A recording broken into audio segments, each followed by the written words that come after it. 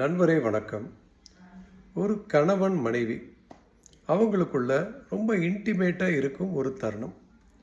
அப்போ அதில் ஒருத்தர் மனசில் வேற யாரையோ நினச்சிக்கிட்டு அவங்க இருந்தாங்கன்னா அது நியாயமா, தர்மமா, அழகா? அதுபோலத்தான் இது இந்த எக்ஸ்ட்ரீம் எக்ஸாம்பிள்னு நினைக்க வேண்டாம்.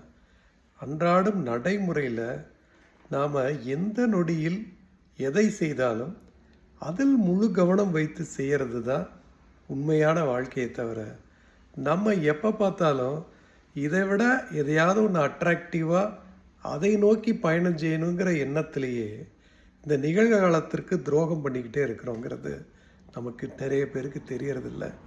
இதுவும் கிட்டத்தட்ட அந்த கணவன் மனைவி இன்டிமசி மாதிரி தான் நாம் நிகழ்காலத்துக்கு செய்ய வேண்டிய கடமை. நன்றி.